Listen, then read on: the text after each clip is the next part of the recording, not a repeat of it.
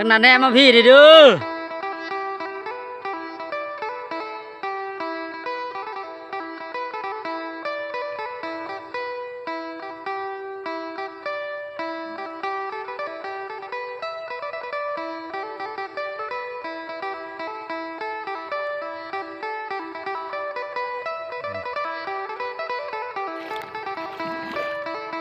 ทักทายสบายดีพี่น้องFC เบิดสุขสุขคนมื้อนี้สิพาพี่น้องมาเบิ่งบรรยากาศการดำนามาเบิ่งชาวนาชีวิตชาวนาก็ติดชีวิตชาวนาพี่น้องมื้อนี้พอดีมาแต่เวียกพี่น้องเนาะก็เลยได้มาขายพันมวนเนาะดำเพื่อสิได้พอดีบังเอิญว่าเฮาบ่ได้ดำนาทีนี้เฮาเฮ็ดนาทันสมัยเฮ็ดนาหวานนาเชียงเมียงนี่เห็นบอกพี่น้องวิธีดำนานี่เพื่อจะได้กินข้าวเนี่ยบ่ได้ง่ายอันนี้ก็เป็นวลังสู่ผ้านาสู่ดินเนาะชีวิตชาวนาดำ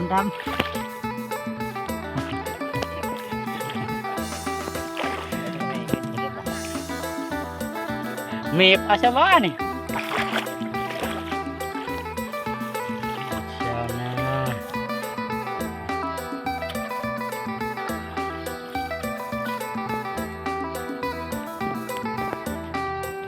ทีแรกเลยให้อยู่ท้ายพันนี่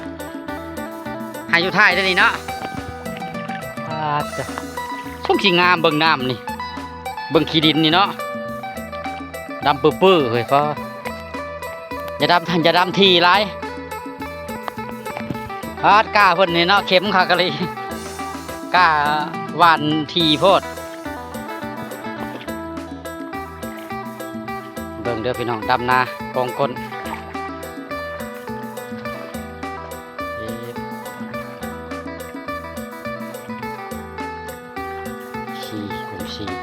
องชายองชานเนี่ยบ่เห็นแล้วเนาะบ่เห็นแล้วดิเทวดานี่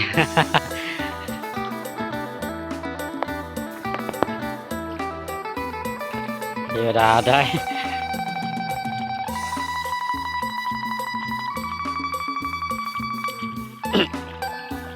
เทวดาซานนั่นดิ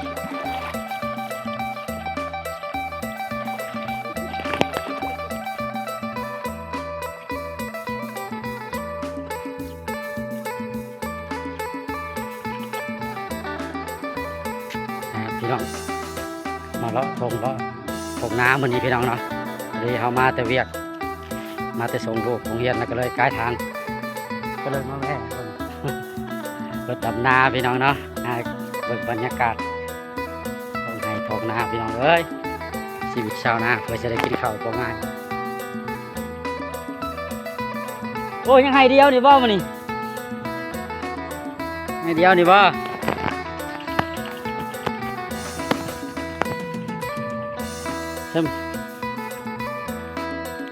ไปยังใครไปทำนี่ไปคือพอบันดองนะป้าโทไปตาญาติไปตุดเล่นน้ำแกงน้ำนาแล้วเราไปผู้บอลลีพีบอลนะผู้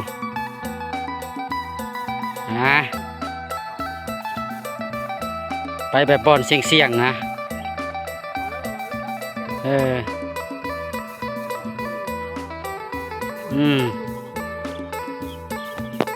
อ้อะไรเดือนละ4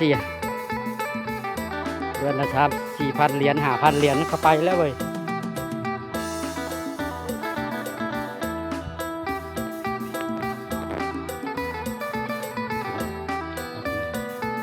ทำลายคนใครอยู่เนาะ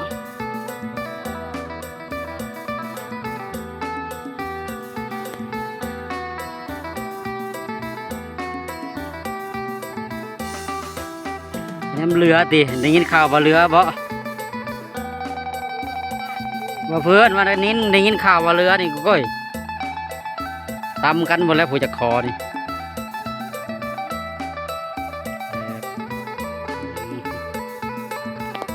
นี่ตะวันกันดำนา ยากได้ชีวิตแบบนี้กูมือนี่เพิ่นเฮ็ดนาทันสมัยนาหวานนาหยอดนาดำนี่น้อยนักสิได้เห็นให้ถ่ายเบิ่งให้บ่เคยเห็นแล้วเบิ่งเอาเด้อจังหน่อยสิบ่มีจังหน่อยจังหน่อยสิได้นั่งแต่รถแล้วบัดนี้รถดำนาก็มีนักมดได้แต่ทำนี่ยังทำนี่เลยจังได๋เบิดได้มีรถดำนานั่งอยู่รถพุ่นได้บัดนี้ว้ายเพิ่นนั่งอยู่มันใส่รีโมทผู้บังคับเอาเดี๋ยวนี้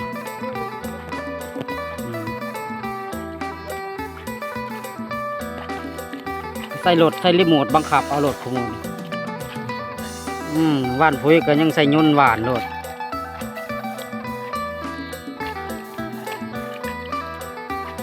อ่อนดันมวนเนาะเจ้าเจ้าเจ้า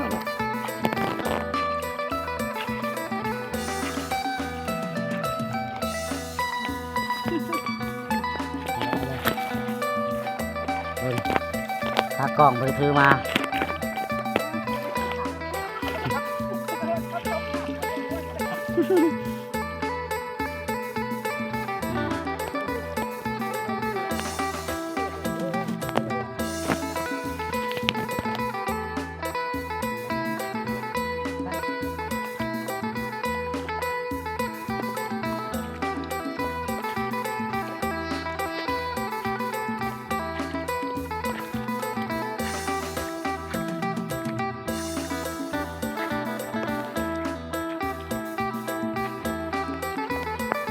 จูได้ใส่จะลุมกู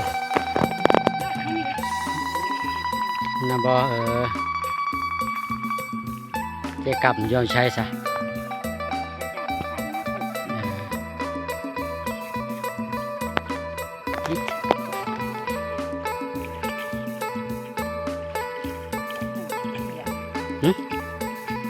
หวานเห็ดได้น้ำมันพอดีดำถึงจะหวาน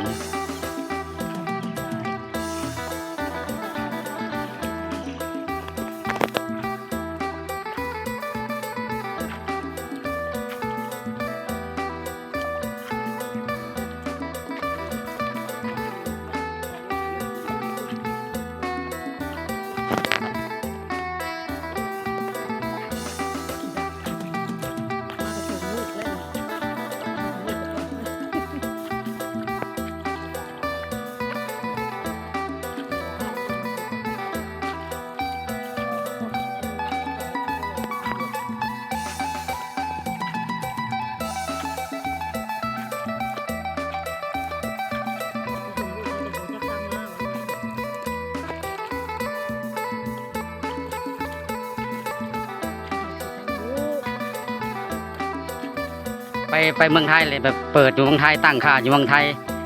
มันผ่านเลยมาเลยได้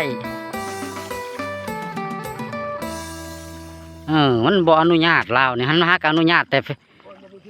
YouTube นี่ฮักก็อนุญาตวังปี2024นี่แวววังเวงตะกี้มีแต่ใส่ที่อยู่ไทยหมดทุกเขตพวกเขาเฮ็ดก่อนก็คนหายหม่นหมอง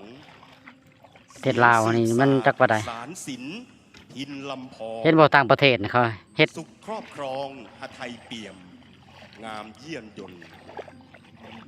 เฮ็ดคลิปผู้ชังก็ได้เงินเขาฮะนามนูเพชร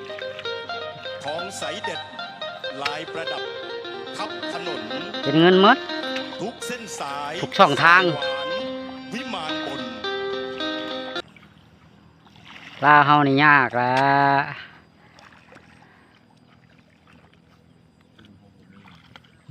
มันประเทศน้อยกว่าหมู่ด้อยพัฒนาน้อยกว่าหมู่